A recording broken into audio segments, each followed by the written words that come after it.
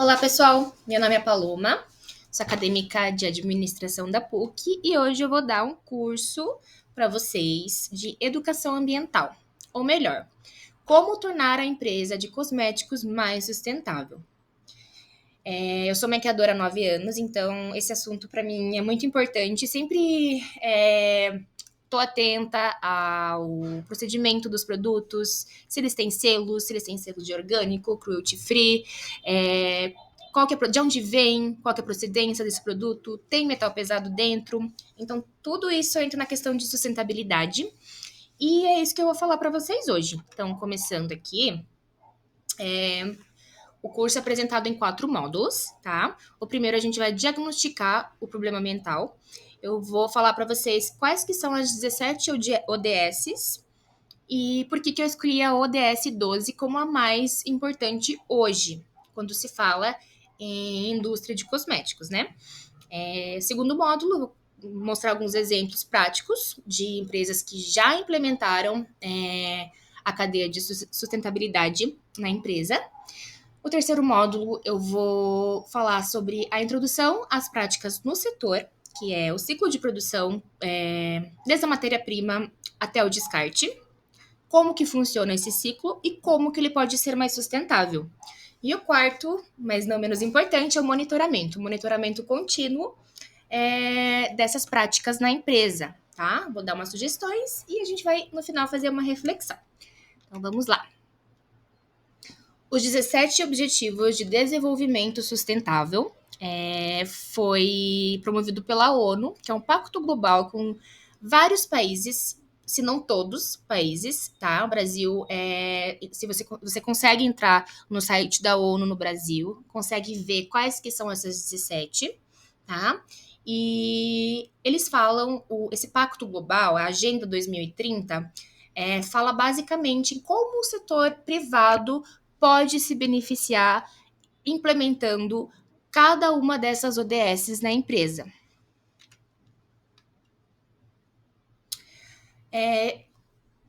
Eu selecionei 3 ODSs que para mim são as principais quando se fala da indústria de cosméticos, tá? A primeira eu já falei, é a ODS 12, que não tem como pensar em indústria sem pensar em consumo e produção responsáveis. Então, para mim, esse é o mais importante.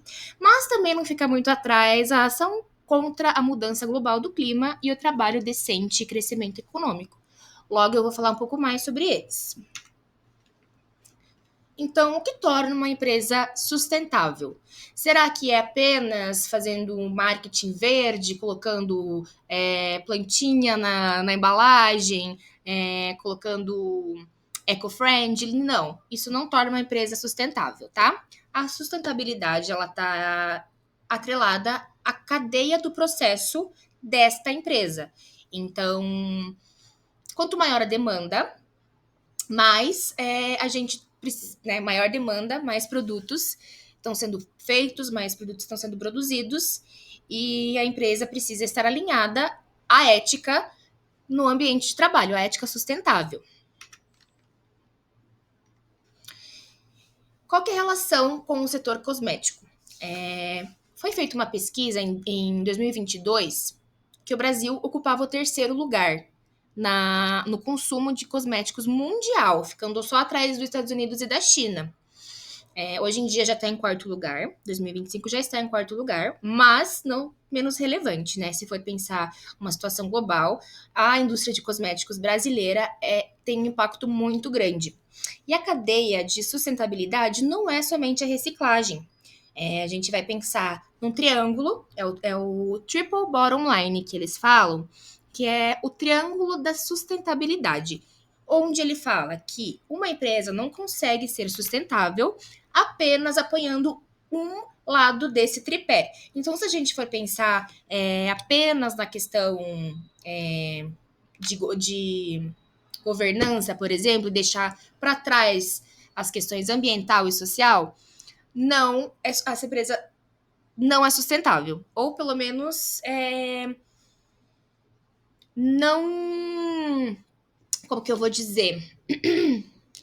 Ela não consegue agregar tanto valor quanto uma empresa que introduz esses 3 itens dentro da cadeia sustentável. Módulo 2. Como a empresa pode implementar as ODSs, tá? Então, relembrando os 17 Objetivos Sustentáveis da ONU, eu selecionei esses 3.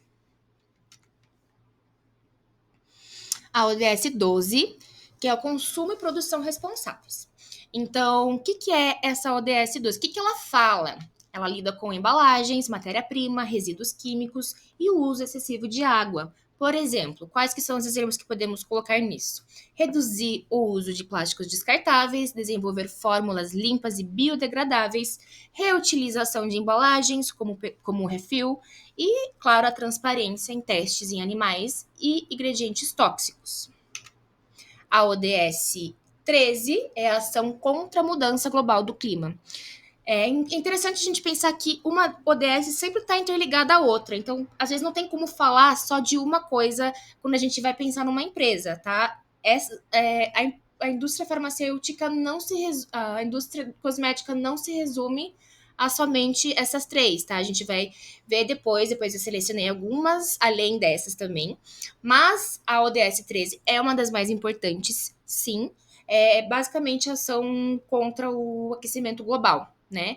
Que é recursos de energia natural, como que é feito esse transporte, quanto de gases de efeito estufa essa empresa produz, né? E como que ela pode melhorar isso? Como que ela pode reduzir a pegada de carbono? Como que ela pode apoiar projetos ambientais para redução da marca de carbono, etc. Por fim, vou falar do ODS 8, que é trabalho decente e crescimento econômico, tá? Que é a ética trabalhista em toda a cadeia produtora. Né? Engloba, por exemplo, a gente vai falar de cosméticos e matéria-prima. Cera de carnaúba, por exemplo, lá no Nordeste. Tem trabalho infantil? Tem trabalho forçado, análogo à escravidão? Então, por exemplo, isso daí, todas essas questões entram na ODS 8. Seguindo, eu trouxe alguns exemplos aqui, que, por exemplo, a Natura, que é um ícone da sustentabilidade da indústria de cosméticos sustentáveis no Brasil. Você pode até entrar no site, eles têm uma página inteira falando quais que são os projetos deles, como que eles alinham o SG, que é o ambiental, social e governamental na empresa, como que eles reduzem a emissão de carbono, como que fazem energia renovável e como que fazem a reciclagem. Trouxe mais 3 exemplos. O segundo é a Boticário. A Fundação Boticário tem um site também, dá para vocês irem lá e dar uma olhadinha. Eles colocam como que são as práticas de sustentabilidade na empresa, tá? Simple Organic também. Eu trouxe... Isso tudo eu tirei do site deles mesmo, tá? Simple Organic, eles têm vários selos. Um dos 3 principais selos que eu vejo aqui é o Eu Reciclo, o Cruelty Free e o CO2 neutro. Esses selos com certeza agregam muito valor à empresa. A empresa, por exemplo, que não trabalha com selos. E eu gosto bastante dessa marca, uma marca aqui do Sul e tem um viés totalmente sustentável. Por último, mas não menos importante, eu vou falar da Davines, que para mim, eu já trabalhei em salão, eu conheço muito bem essa marca. Para mim, ela é incrível. Por quê? Porque ela é simplesmente a referência no mercado da beleza quando se fala em sustentabilidade. Tanto que ela conseguiu o certificado B Corp, que é o certificado dos 5% melhores empresas globais do mundo, as empresas que mais impactam o mundo. Então é bem importante, é bem interessante no site deles dar uma olhadinha também. Agora, no terceiro módulo, a gente vai introduzir as práticas sustentáveis à empresa, né? Quando a gente pensa como que uma empresa pode ser sustentável, a gente tem que levar em conta todo o ciclo de produção desse produto. Por exemplo, uma base. Como que foi desenvolvido, quais ingredientes foram usados, como que funciona a produção, né, dessa base, como que é o transporte, é internacional, é nacional, como é que é feita a distribuição, é online, é loja física, O consumidor final ele pode reciclar essa embalagem, né? Tem refil, por exemplo. Tudo isso vai entrar na questão de como uma empresa pode ser sustentável, tá? Então, começando no ciclo, a gente vai pensar né, produção de uma maquiagem. A primeira é a matéria-prima, a extração. A extração é ética e sustentável? Como eu falei antes, matéria-prima da cera de carnaúba, que é muito usada na indústria cosmética. Qual que é a procedência dessa cera de carnaúba? Tem trabalho infantil? Tem trabalho forçado? Sabe? Isso é tudo muito importante para a gente entender o ciclo mesmo do produto que é feito lá. Depois a matéria-prima, o transporte. A redução na pegada de carbono. Existem alternativas para serem feitas para transportar esse produto para mais longe? É feito por caminhão? É feito por navio? Os fornecedores são locais? São internacionais? Quanto demanda de transporte para chegar até mim? E do lado também coloquei qual que é a relação de outras ODS, tá? Vocês vão ver que a 12 sempre vai estar junto, porque eu não consigo pensar em indústria cosmética sem pensar no consumo, na produção e consumo responsável. Mas também coloquei algumas outras que estão relacionadas, por exemplo, transporte. Também relaciona com a ODS 11, que é cidades e comunidades sustentáveis, e inovação na indústria da infraestrutura. Depois, né, do transporte, a gente vai na produção da fábrica. Existe respeito aos direitos humanos e ambientais? Olha só quantas ODS, além da 12, que essa parte do processo engloba, né? Engloba a água o saneamento básico, igualdade de gênero, e enfim, é tudo isso. Depois, indo para penúltima parte do ciclo. Eu resumi bastante isso aqui, tá? Dá para abrir bem mais, mas para explicar, eu fiz isso, enfim. Embalagem. Qual o impacto ao meio ambiente? O material da embalagem pode ser reciclado? A empresa faz a política de logística reversa, onde a pessoa compra e retorna a embalagem para a empresa? Tem refil? Posso reutilizar essa embalagem? Por fim, não menos importante, o consumidor final. A gente vai pensar como que é feito o descarte desse produto e se existe essa política de logística reversa, né? Como que é feito depois da pessoa comprar o seu produto? O que ele pode fazer com esse produto para impactar menos o meio ambiente, tá? Então, do ladinho também, as ODS 12, 11 e 13. Tá tudo correlacionado. E por fim, eu vou entrar no módulo 4, que fala do monitoramento e de reflexões finais. Voltando lá na cadeia de produção da empresa, né, do produto, onde cada colaborador pode fazer parte para tornar a empresa mais sustentável. Não pode, como deve fazer parte, né? Porque a gente já viu que a sustentabilidade não é só reciclar papel, por exemplo, tá? Engloba uma série de questões do desenvolvimento até o pós-consumo. Então, por isso é importante fazer monitoramentos, monitoramento contínuo, tá? Mensal, semanal, trimestral, tá? Por exemplo, eu coloquei um gráfico aqui. Dá para ver o consumo de água, por exemplo. Nos últimos 3 meses, a empresa conseguiu gastar menos água do que ela gastava, sabe?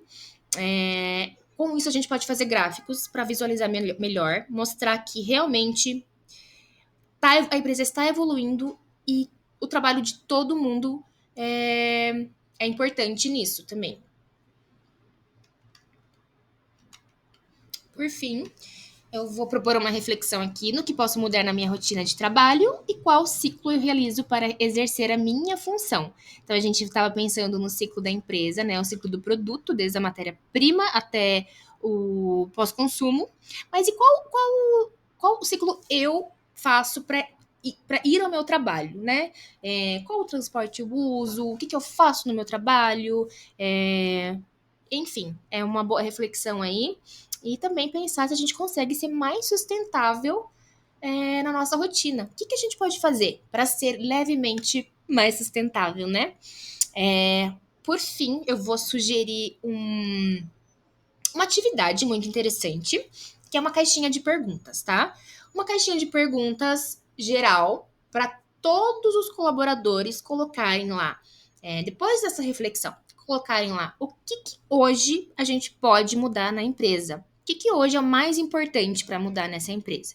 Não precisa pôr nome, tá? Eu até acho que é mais interessante não identificar e depois de cada pessoa colocar a opinião deles nessa caixinha, é aberta essa caixa, a gente vai tirar um por um e vai relacionar o que essa sugestão relaciona a cada ODS. São 17 ODSs e a gente vai colocar a sugestão de cada pessoa em cada ODS. No final, a gente vai ver qual ODS é hoje em dia a mais importante para ser não a mais importante, mas a primeira a ser resolvida, vamos dizer assim.